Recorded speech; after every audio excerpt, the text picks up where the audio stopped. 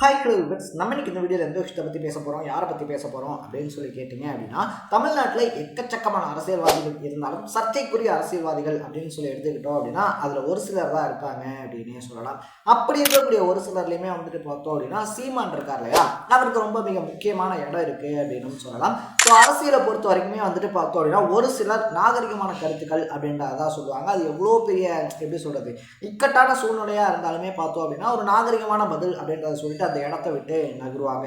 But சீமானை பொறுத்த வரைக்குமே பார்த்தோம் அப்படின்னா அவர் பேசக்கூடிய விதம் அப்படின்றது இருக்கு இல்லையா, ரொம்ப கடுமையாக தான் வந்துட்டு எதிர்கட்சிகளை சாடுவார் அப்படின்னே சொல்லலாம். அதுலேயும் குறிப்பாக சொல்லணும் அப்படின்னா திராவிட தலைவர்கள் அப்படின்னு சொல்லி வந்துட்டாங்க அப்படின்ற பட்சத்தில் இன்னும் அதிகப்படியான காட்டத்தோட தான் அவங்கள சாடுவார். ஸோ அவர் பேசக்கூடிய பேச்சுகளுக்கு வந்துட்டு எக்கச்சக்கமான ரசிகர்கள் இருக்காங்க அப்படின்னே சொல்லலாம். சீமானுடைய பேச்சுக்கு நானும் மிகப்பெரிய ரசிகன், ஆனால் சீமானுக்கு கிடையாது அப்படின்னு தான் சொல்லணும். பல இடங்களில் வந்துட்டு பார்த்தோம் அப்படின்னா சீமான் பேசக்கூடிய விஷயங்கள் அப்படின்றது கரெக்டாக இருந்தாலும் கூட ஒரு சில இடங்களில் பார்த்தோம் அப்படின்னா மிகையான செய்திகள் அப்படின்றது இருக்கு இல்லையா. லைக் எப்படி சொல்கிறது அப்படின்னு சொல்லி பார்த்தோன்னா, இந்தியன் டீமில் தமிழ்நாடு பிளேயர்கள் எடுக்கல அப்படின்னா தமிழ்நாட்டுக்குன்னு சொல்லி ஒரு கிரிக்கெட் டீமை உருவாக்கி இந்தியாவையும் தமிழ்நாடையும் மோத விடுவேன் அப்படின்ற மாதிரியான விஷயங்களை பேசுகிறதா இருந்தாலும் சரி, அதை தாண்டி வந்துட்டு பார்த்தோம் அப்படின்னா எக்கச்சக்கமாக இந்த மாதிரியான விஷயங்கள் அப்படின்றத தொடர்ந்து பேசிக்கிட்டே இருப்பார். நான் முதலமைச்சர் ஆகிட்டா தமிழ்நாட்டுக்கு ஜிஎஸ்டி இல்லை அப்படின்னு சொல்லிட்டு. ஸோ இந்த மாதிரி மிகையான பேச்சுக்கள் அப்படின்றது பார்த்தோம் அப்படின்னா அதற்கு நெகட்டிவான விமர்சனங்கள் அப்படின்றத வாங்கி கொடுத்திருந்தாலும் ஒரு காலத்தில் வந்துட்டு பார்த்தோம் அப்படின்னா பெரியாரை புகழ்ந்து பேசின அதே வாயால் பெரியார் பற்றி பல மோசமான விமர்சனங்கள் அப்படின்றத வச்சு இப்போ சீமான் இக்கட்டான சூழ்நிலையில் மாட்டியிருக்காரு அப்படின்னு தான் சொல்லணும்.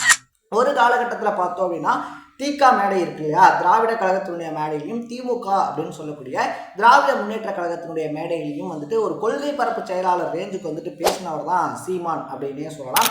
அதுக்கப்புறமா வந்துட்டு பார்த்தோம் அப்படின்னா இந்த பிரபாகரன் இஷ்யூலாம் இருக்கு இல்லையா, அதெல்லாம் நடந்ததுக்கு அப்புறமா தமிழினத்துக்கு வந்துட்டு கலைஞர் துரோகம் பண்ணிட்டாரு அப்படின்ற மாதிரியான விஷயங்களெல்லாம் சொல்லிட்டு அப்பாலேருந்து திமுகவுக்கு எதிரான ஸ்டாண்ட் அப்படின்றத எடுக்க ஆரம்பிச்சிருக்காரு அப்படின்னு தான் சொல்லணும். அதுக்கப்புறம் பல மேடைகள் பல பேச்சுகள் அப்படின்றத பேசியிருந்தாலும் கூட பெரியார் அந்த அளவுக்கு வந்துட்டு பார்த்தோம் அப்படின்னா சீமான் இருக்கார் இல்லையா சாடினது கிடையாது. பட் கடலூரில் நடந்த ஒரு பொதுக்கூட்டத்தில் வந்துட்டு பார்த்தோம் அப்படின்னா பெரியார் சொன்னார் அப்படின்னு சொல்லப்பட்ட விஷயங்கள், அதுவும் பெண்களுக்கு எதிராக வந்துட்டு பார்த்தோம் அப்படின்னா பெரியார் இருக்கார் இல்லையா, அவர் சொன்னார் அப்படின்னு சொல்லப்பட்டு சீமான் சொன்ன விஷயங்கள் பார்த்தோம் அப்படின்னா தமிழ்நாட்டில் ரொம்ப பெரிய கொந்தளிப்பை ஏற்படுத்தியிருக்கு அப்படின்னே சொல்லலாம். பெரியார் சொன்ன விதம் அப்படின்றது வந்துட்டு ஒன்று, நீங்கள் வந்துட்டு வேறு வீட்டு பிள்ளைகள் இருக்காங்க இல்லையா, அவங்களுக்கு ஒரு பாலியல் இச்சை தூண்டுது இல்லை ஒரு எண்ணங்கள் அப்படி வருது அப்படின்னா வேறு வீட்டு பெண்கள் மேலே அது ஈஸியாக வந்துட்டு உங்களால் காமிச்சிட முடியுது. அதே உங்கள் வீட்டில் இருக்கக்கூடிய அக்கா தங்கச்சி அம்மா இவங்க எல்லாருமே பெண்கள் தான். ஸோ அப்படி உங்களுக்கு ஒரு எண்ணம் வருது அப்படின்னா அடுத்த வீட்டு பெண்கள்கிட்ட காட்டுறதுக்கு பதிலாக போய் உங்கள் வீட்டு பெண்கள்கிட்டயே காட்டுங்க அப்படின்னு சொல்லிட்டு அதை கண்டிக்கிற மாதிரி தான் ஒரு விஷயம் அப்படின்றத சொல்லியிருந்தாரு. பட் அதை வந்துட்டு பார்த்தோம் அப்படின்னா பெரியார் வந்துட்டு அவங்க வீட்டு பெண்களோடய போயிட்டு இது பண்ண சொன்னார் அது பண்ண சொன்னார் அப்படின்னு சொல்லிட்டு தேவையில்லாத வதந்திகள் அப்படின்றது பரப்பப்பட்டிருந்துச்சு அப்படின்னு தான் சொல்லணும். ஸோ அதுக்கான ஆதாரம் எங்ககிட்ட இருக்குது அப்படின்னு சொல்லியும் சீமான் ஒரு மூலையில் சொல்லியிருந்தாரு. சரி ஓகே, அப்படிதான் ஆதாரம் இருக்குது அப்படின்னு சொல்கிறீங்க, அந்த ஆதாரத்தை கொண்டு வந்து காட்டுங்க அப்படின்னு சொல்லி கேட்டதுக்கப்புறமா அதுதான் எல்லா ஆதாரத்தையும் நீங்கள் முடக்கி வச்சுருக்கீங்களே, நான் எப்படி காமிக்க முடியும் அப்படின்னு சொல்லிட்டு இந்த செந்தில் கவுண்டமணி வாழைப்பழம் காமெடி இருக்கு இல்லையா, இன்னொரு வாழைப்பழம் எங்கடா அப்படின்னு சொல்லி கேட்கும்போது பார்த்தோம் அப்படின்னா அதானே இது அப்படின்னு சொல்கிற மாதிரி எங்கள்கிட்ட ஆதாரம் இருக்குது அப்படின்னு சொல்கிறது. சரி ஓகே, ஆதாரத்தை வெளியிடுங்க அப்படின்னு சொன்னால் எங்கள்கிட்ட எங்கே இருக்குது, அதை தான் நீங்கள் பிடுங்கி வச்சுருக்கீங்க மறைச்சி வச்சுருக்கீங்களே அப்படின்னு சொல்லிட்டு கேட்குறவங்க மேலேயே பார்த்தோம் அப்படின்னா அதை அப்படியே திருப்பி விட்டுக்கிட்டு இருக்காப்ல அப்படின்னு தான் சொல்லணும். ஸோ இதை பொறுத்த வரைக்குமே வந்துட்டு தமிழ்நாட்டில் ரொம்ப பெரிய சர்ச்சையாக வெடிச்சிச்சு, கண்டனங்கள் இதெல்லாம் தெரிவிச்சு சரி ஓகே அதுக்கப்புறமா வந்துட்டு பார்த்தோம் அப்படின்னா சீமான் இருக்கார் இல்லையா மன்னிப்பு கேட்பாரு, இல்லை அட்லீஸ்ட் இந்த விஷயத்தில் அடுத்தடுத்து பேசாமல் இருப்பார் அப்படின்னு சொல்லி எதிர்பார்க்கப்பட்டுச்சு. தொடர்ந்து சீமான் வந்துட்டு பார்த்தோம் அப்படின்னா இந்த விஷயம் இருக்கு இல்லையா அதில் தொடர்ச்சியாக பேசிக்கிட்டே தான் இருக்காரு. அதுவும் பெரியாரை இழிவுபடுத்தக்கூடிய விதத்தில் வந்து அவர் பேசின விஷயம் அப்படின்றது May 17 மாதிரியான இயக்கங்களை ரொம்பவே கொந்தளிக்க வச்சிருக்கு அப்படின்னு தான் சொல்லணும். ஸோ இப்படிப்பட்ட சூழ்நிலையில் இன்னைக்கு காலையில் அவருடைய வீடு பார்த்தோம் அப்படின்னா முற்றுகையிடப்பட்டிருக்கு அப்படின்னே சொல்லலாம். அப்படி முற்றுகையிடப்பட்டவங்களுக்கு அகென்ஸ்டாக வந்துட்டு சீமானுடைய தம்பிகள் இருக்காங்க இல்லையா, அவங்களும் உருட்டுக்கட்டையெல்லாம் எடுத்துகிட்டு அவருக்கு பாதுகாப்பாகவும் நின்றுருக்காங்க. ஸோ என்னை பொறுத்த வரைக்கும் இதில் நம்மளோட ஸ்டாண்ட் என்ன அப்படின்னு சொல்லி பார்த்தோம் அப்படின்னா, ஒரு தலைவர் ஒரு விஷயத்த சொல்கிறாரு அப்படின்னா அதை நம்ம படிக்கும்போது நமக்கு ஒரு மாதிரி அந்த விஷயம் அப்படின்றது கன்வே ஆகும், இன்னொருத்தவங்க படிக்கும்போது அது அவங்களுக்கு ஒரு மாதிரி கன்வே அப்படின்றதாகும். ஸோ அவங்களுக்கு எப்படி கன்வே ஆகுதோ அந்த விஷயத்தை அப்படி தான் எடுத்துக்கணுமே தவிர இல்லை பெரியார் இப்படி தான் சொன்னார் அப்படின்னு சொல்லிட்டு இல்லாமல் இறந்து போன ஒருத்தரை வந்துட்டு கொச்சைப்படுத்துகிற மாதிரி பேசுறது அப்படின்றது இருக்கு இல்லையா, அது என்னை பொறுத்த வரைக்கும் சரியாக படலை அப்படின்னே சொல்லலாம். ஸோ பெரியார் சீமான் இப்படி பேசினதுக்கு அப்புறமா வந்துட்டு பார்த்தோம் அப்படின்னா சீமான் வந்துட்டு பிரபாகரனோட எடுத்துக்கிட்டேன் அப்படின்னு சொல்லக்கூடிய படமே வந்துட்டு அது உண்மையான படம் கிடையாது, நான் தான் எடிட் பண்ணி கொடுத்தேன் அப்படின்னு சொல்லிட்டு ஒரு டேரக்டர் அதிரடியான ஒரு அறிவிப்பு அப்படின்றத வெளியிடுறாரு. அந்த ஃபோட்டோ உண்மையானதே கிடையாதுங்க, அவர் போய் பிரபாகரனே பார்க்கல, என்னதான் வந்துட்டு எடிட் பண்ணி தர சொன்னார் அப்படின்னு சொல்லிட்டு.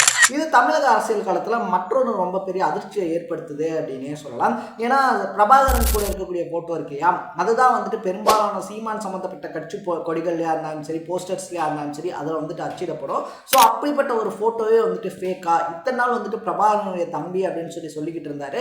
அப்போ அவர் பிரபாகரனை பார்க்கவே இல்லையா அப்படின்னு சொல்லிட்டு இன்னொரு பக்கத்தில் பார்த்தோம் அப்படின்னா பரபரப்பான விவாதங்கள் அப்படின்றதும் போய்கிட்டு இருக்கு அப்படின்னே சொல்லலாம். ஸோ இப்போ இதை பொறுத்த வரைக்குமே பார்த்தோம் அப்படின்னா தமிழ்நாடு அரசியல் காலத்தில் ரெண்டு பெரிய பிரச்சனைகள் அப்படின்றது ரொம்ப பெரிய பிரச்சனையாக மாறி இருக்கு. ஒரு பக்கத்தில் வந்துட்டு பார்த்தோம் அப்படின்னா பெரியார் தன்னிட்டு பெண்கள்கிட்டே போயிட்டு இந்த மாதிரியான விஷயங்கள் அப்படின்றத பண்ண சொன்னாரா அப்படின்னு சொல்லிட்டு ஒரு விவாதம் போய்கிட்டு இருக்கு. இன்னொரு பக்கத்தில் வந்துட்டு பார்த்தோம் அப்படின்னா சீமான் இருக்கார் இல்லையா, சீமான் பிரபாகரனை பார்த்தாரா இல்லையா, எடுக்கப்பட்ட அந்த ஃபோட்டோ அப்படின்னு சொல்லப்படுறது எடுக்கப்பட்டதா இல்லை எடிட் பண்ணப்பட்டதா அப்படின்னு சொல்லிட்டு ரொம்ப பெரிய எப்படி சொல்றது காரசாரமான விவாதங்கள் அப்படின்றது போய்கிட்டு இருக்கு. நம்மளுடைய பாயிண்ட் ஆஃப் வியூலேருந்து நம்ம சொல்றது என்ன அப்படின்னு சொல்லி பார்த்தோம்னா முன்னாடியே சொன்ன மாதிரி ரெண்டுலேயுமே சம்மந்தப்பட்டவங்க பார்த்தோம் அப்படின்னா இப்போ உயிரோட இல்லை அப்படின்னு தான் சொன்னோம். இந்த பக்கத்தில் பெரியார் இல்லை, அந்த பக்கத்தில் பிரபாகரன் இருக்கார் இல்லையா, அவர் இல்லை. ஸோ தேவையில்லாமல் வந்துட்டு இந்த மாதிரியான விஷயங்கள் அப்படின்றத தொடர்ந்து பேசி இறந்து போன ரெண்டு தலைவர்களை வந்துட்டு நம்ம கொச்சப்படுத்துகிற விஷயம் அப்படின்றத ஸ்டாப் பண்ணணும்.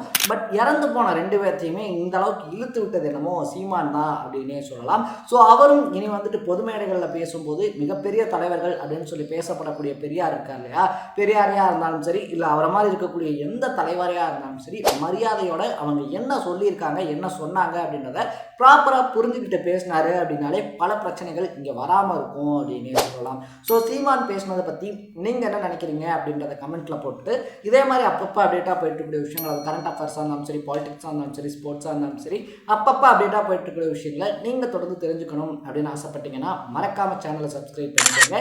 நாளைக்கு இதே மாதிரி இன்னொரு இன்ட்ரெஸ்டிங்கான வீடியோட சந்திக்கலாம். Tata bye by.